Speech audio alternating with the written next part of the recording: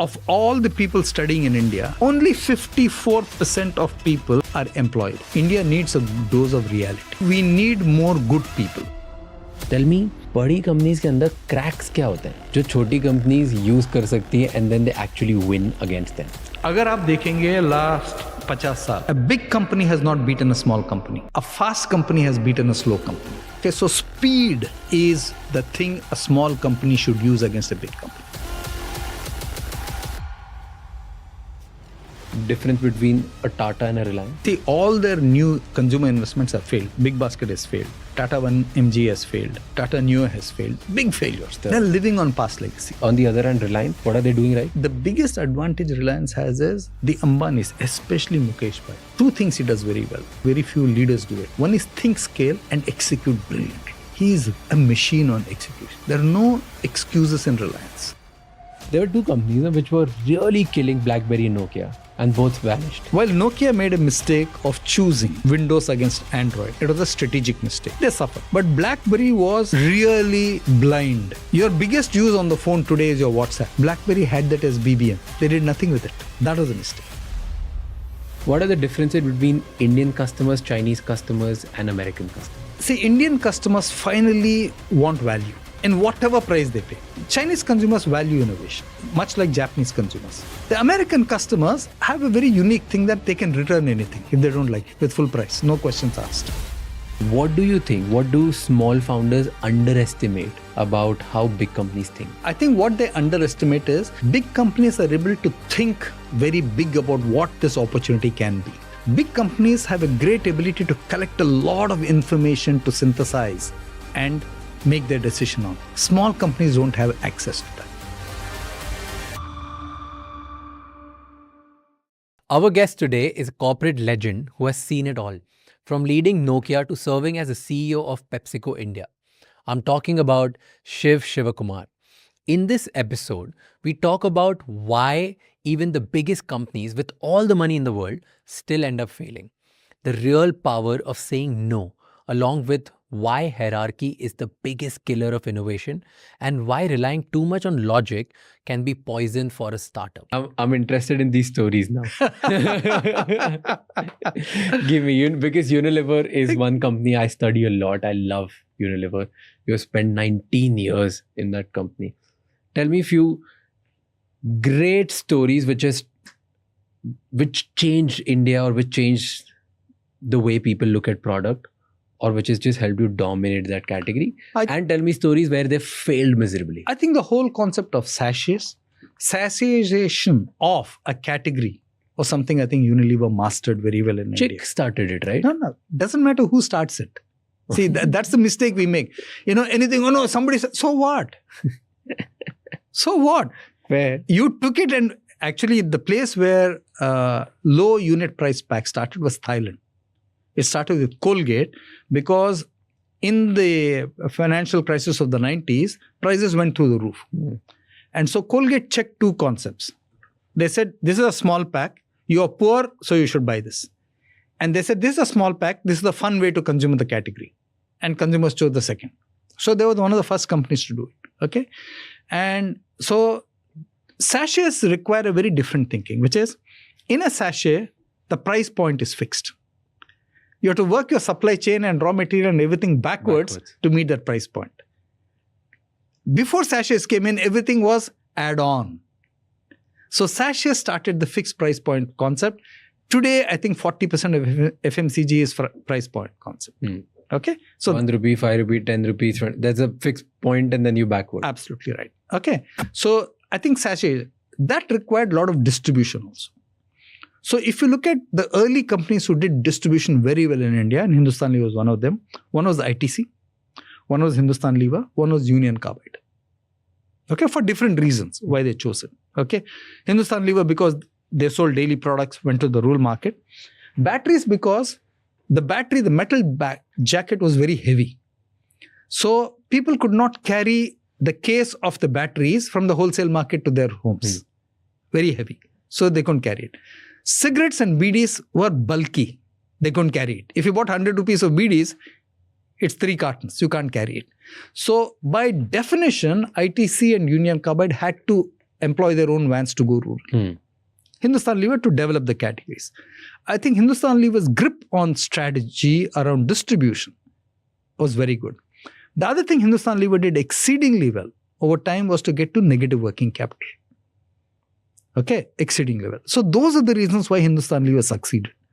But it's the same reasons why they're failing now. And I'm honestly saying they're failing right now because they've not launched a single decent innovation of value in the last 5-6 years. Okay. They've kept talking about digital to consumer. They've done pretty little about it. They will say the usual rubbish that they need to say in a meeting, but that's not true. The proof of the pudding is in the, seeing and the eating. They've missed the digital revolution completely. Let me give you a sense of it. HDFC Bank has 300 to 350 digital marketeers. The top 10 FMCG companies combined together don't have 300. Why?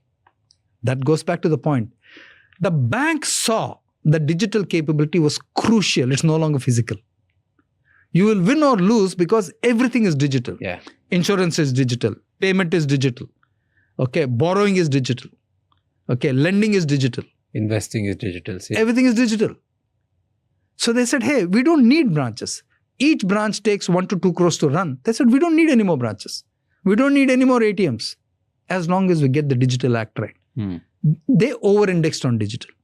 So one of the things that companies have not done successfully in India, FMCG companies, and specifically Hindustan Lever, is they have not over-indexed on digital. You worked with ID Fresh. I really like that company. Yeah. What worked for them? It's taken 15, 20 years.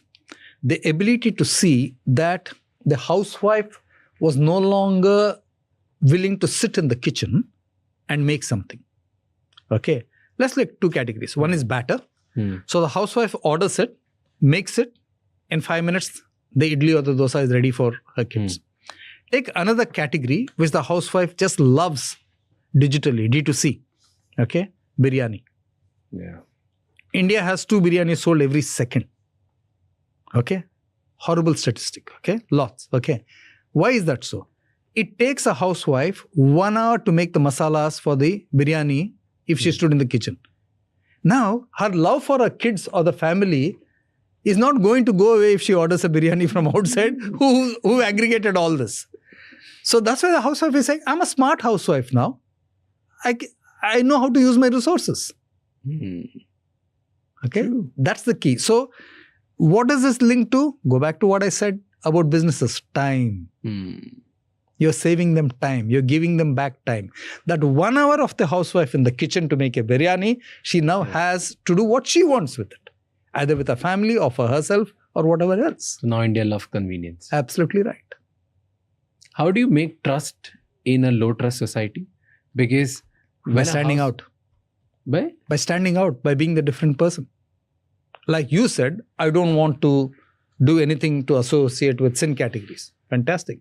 Sachin Tendulkar said, I will never advertise liquor because I promised my dad I will never advertise liquor. Okay, so by standing by what you believe. Just that's it. Always. Because there are brands who have been standing on for certain values for decades. And there are guys like us who are standing on certain things for just 2, 3, 5 years. We've just started. Yeah. And why are customers able to trust somebody new versus somebody who's been there for 30 years? So one of the things is, one I mentioned, by standing for something which you believe in. The second thing I would add to it, Raj, is by being relevant to the newer audience. If you're not relevant to the newer audience, so let's take what you're doing right now. Any of the anchors could have done. Fair. Any of the news anchors of the last 10 years could have done. Fair. Why haven't they done it? They were not relevant. They didn't see it as relevant. But your audience sees this as relevant. The audience does not see news reading and news anchors as relevant. So each of these big guys, the news anchors, could have pivoted here. So they would have carried the trust of differentiation from the past and they would have been relevant for the future. They didn't do it. So just because we are relevant for in a newer format. For absolutely newer people, right. That helps you trust? Huge. Not ordinary. Huge. Because then people say, what is trust? It's authenticity. Trust is, at the end of the day, I say this many times, you will not hurt me when I'm vulnerable. So when I come to listen to Raj Shamani, I know that I will get a distilled view of the truth. It will not be hype. I trust you to do that for me. In the past, I trusted the editors to do it for me. That's why I read the editorial column first. In every newspaper, an editor was a very big guy. Fair. I have two last questions. Yeah. One is, what are the differences between Indian customers, Chinese customers, and American customers? Very different. See, Indian customers finally want value in whatever price they pay. Indian customers will haggle like mad. Okay, even if they're buying a 1 lakh bag, they will want a 10% discount. They need to feel good. And they need to go home and say, look, it was actually 1 lakh, but I got it for 80,000 bucks. So whatever they do, they want a bargain. Okay. It's ingrained into, people. I can't tell you the number of friends I have. They'll go buy something. I'll say, why did you buy it? 50% off. So Indian customers are that. The American customers have a very unique thing that they can return anything if they don't like it with full price. No questions asked. The return behavior in American consumers is very, very different. In India, 80% of the companies offer good service. In America, only 20% of the companies offer good service. But they write about service. Service industry in America is actually broken. You look at the airlines. You look at the hotels. I was staying at one of the top hotels in New York. Believe it or not, they didn't have tea and coffee sachets in the room, which I take for granted in any Indian hotel. Yeah. Simple example. Okay, so service in US sucks. In India, in good places, service is very, very good. Yeah, top notch. The top-notch service is actually Thailand. If you look at Thai hotels, for the price value, they're outstanding. You check into a Thai hotel, you have the best food platter on the table, everything. Damn good. Okay, so India's service levels are very, very, 80% of the time we get good service, though Indians crib a lot. Indians tend to complain a lot if they don't get what they want. So, for example, in Nokia, people would write to my global CEO, straight. If Indians don't like something, they will put it on social media. They'll write to anybody and everybody under the world. True. Anybody and everybody. They think, the global CEO is just waiting for this mail. And if he doesn't reply, again, he'll get hammered. So Indians are extremely demanding of the brands and the companies that they work with. They expect a lot and they do, they juice out a lot. Chinese consumers are very, very different in the sense that Chinese consumers value innovation, much like Japanese consumers. But Chinese consumers are a unique combination of innovation and value. Unique combination. I think we tend to be a little more on the value side than innovation. I just read a recent book on globalization and what's happening. The German minister said something very interesting. He said it's very tough to compete with China because they are both low price and high innovation. That is the Chinese consumer field. So those are the three I would say. Which one's the toughest to serve after thinking of all the challenges? I think India is very tough to serve. Having served all three markets, I can say that. Why? The variables and the complexity are very, very different. Or the tolerance is super low? No, too much. Too much distribution, too much choice. We are a very hyper-competitive market. What's the way to win here? The way to win here is always to provide the best value and to systematically build your brand. Finally, brands matter. And I say this many a time in a brand session, Raj. Rich people buy brands for vanity. Poor people buy brands for security. We are still a country with a lot of people earning less than $2 a day. To them, security matters. Yeah. How do you convince in Nokia? How do you convince people, poor people who are fighting for security?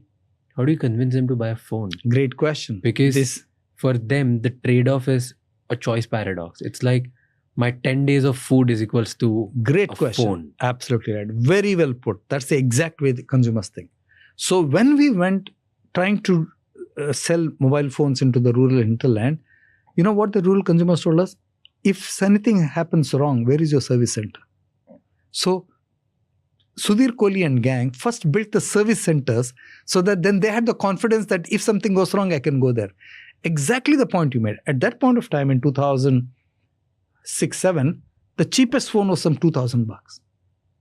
Now $2,000 is a hell of a lot of money at that point of time. Yeah. So they said that was $45 or whatever it is. So they said, if this goes wrong, what's my guarantee? Okay, that's why we have to put service centers and give them confidence that service is very good. But how do you convince them at this point? Putting the service center up there. But what do you tell them? Like, why do you need a phone? Why do you even need to buy this phone at the fantastic. first place? That's a great question again. So one of the first successful campaigns which Devender Kishore, Shafali Chachi, etc. did, a brilliant campaign, was on security. We showed a house, lightning and thunder in a rural market. Okay. A house is waiting for the main breadwinner to come home from the main city on his mobile. Okay. Now they don't have a phone. The neighbor has a phone. Okay. So this man stops in a place from a PCO, calls up the neighbor's mobile phone and says, just tell them that I'm on the way. I might be half an hour late. And so this neighbor goes to them and says, your man is safe. He's just coming. It'll take half an hour. After the conversation, the young girl listening to the conversation with the mother turns to the mother and says, maybe we also need to get a phone. Security. So a phone is a personality statement. A phone is a security statement. A phone is a productivity statement. A number of roles which a phone plays.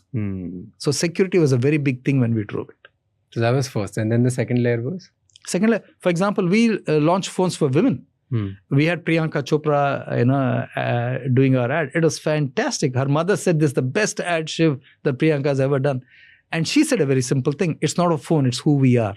Going back to what I said about personality. We had color phones. We had all kinds of fold phones and fantastic stuff. One of the most celebrated commercials ever. So you have to just keep thinking about how the market is evolving. See, you must be studying a lot of stats and countries' income as well. Now, as a country's income rises, this has happened in the US before, this has happened in China, and now it's happening to our country. Overall income is rising. People are getting richer. When the country's income rises, which are the sectors which will see the maximum growth? So that somebody should be active in that sector and start thinking about some business ideas in that sector. Okay. It is not true for all countries across all sectors. Okay. But let me give you a slice from India as India grows richer. As India grows richer, we'll place a higher emphasis on education. As India grows richer, we'll place a higher emphasis on health. As India grows richer, we'll place a higher emphasis on personality and grooming. These are all categories happen. Now, why do I say it's not true in all countries? Thailand is multiple times richer than us, but they don't have the education infrastructure that we have. Same thing with Indonesia. Okay. But America is there. UK is there. So you can't generalize to say, if India becomes a $5,000 per capita income, automatically these things will happen. It's very cultural. Okay. The other thing which will happen as we go up, and this is true in all countries, as you go up the income curve, you tend to take a lot more processed food than normal. The chips, etc. The center of the plate might not change, but the pickles, the chips, the salt will all be branded. As you get richer, which is exactly what's happening in India. Okay. As you get richer, and in India is actually, I can't say richer. The definition of richer is a little difficult in India about the category I'm talking about. Okay. Which is travel. People borrow to travel. They're taking loans to travel. In the past, income minus expenditure was savings. Today, income minus expenditure plus borrowing minus investment equals savings or loss in investment. So today, something like 50 to 60% of the holidays of millennials or more is hawked. Okay, so travel picks up. Why do we love traveling? I think we're a very vast country, and it's also the stage. We've got exposed far more thanks to digital and social media than ever before. Far more, Look at Indians and what they post on Facebook or LinkedIn. LinkedIn has become a newspaper now. What do you post? I went on a holiday to Bali. Why are people doing it? To make their, friend circle jealous. Okay, you don't see that same degree anywhere else in the world. Indians tend to do a lot more of this bragging on social media. Status-driven society. Absolutely. We brag a lot more about it. It doesn't have, for example, Europe, they're very, very private about it. Even if they were to go to Windsor Castle, they won't talk about it. हमें मजा आता है. We like that. Yeah. It's our status. It's our marker. True. One of the internal features we use every time we're sitting with a FMCG company or a D2C company, or we're sitting with young founders thinking about it, I always ask them one question. What is a USP? What is a USP that client will get to know? And they're like, why are you asking USP? I'm like, I'm not talking about unique selling proposition. I'm talking about what your product provides, which is a unique show-off proposition. Because Indians care a lot about unique show-off proposition. Yeah. And it makes a lot of difference. Whether it's a simple restaurant or a party or a travel, people love showing off where they have gone. And if it's not show-off worthy, it won't survive a long time if you're charging premium for it. So a good example of that, what you say is absolutely right. A very good example of that is the shirt category. Every shirt has a monogram on it. When Arrow introduced its shirts many moons ago, when Shashi Modgal used to be the CEO, they did a lot of research. And people said, yeah, if I wear a shirt and the Arrow symbol is not there, then why am I wearing it? So there's a premiumness to it. Yeah. We need a show-off proposition for it. Absolutely. Well, perfect. Thank you so much. It was pleasure talking to you. And it was absolutely amazing. I would look forward to many more conversations. We Most should welcome. keep doing it, and we should make it more specific next time, like specific on things, and I'll love to have it. Thank you so much for doing it. Thank you so much ये episode and तक देखने के लिए. अब आपको 3 चीज़ें करनी है. नंबर 1, इस चैनल को सब्सक्राइब कर लो ताकि हम इसी तरह और ज़्यादा वैल्यूएबल गेस्ट आपके लिए लेके आ पाएँ एंड हम वो उनसे क्वेश्चंस पूछ पाएँ जो आप चाहते हो. नंबर 2, मुझे कमेंट्स में ये बताओ कि आप और कौन कौन से गेस्ट हैं जो देखना चाहते हो हमारे पॉडकास्ट पे, ताकि हम उन्हें लेके आएँ और उनसे वो सवाल पूछें जो आप चाहते हो. एंड नंबर 3, ये एपिसोड किसी एक इंसान के साथ ज़रूर शेयर करना जिसकी लाइफ में एक पॉजिटिव चेंज आएगा, क्योंकि एक कॉन्वर्जेशन इनफ होती है किसी की लाइफ चेंज करने के लिए. I will see you next time. Until then keep figuring out.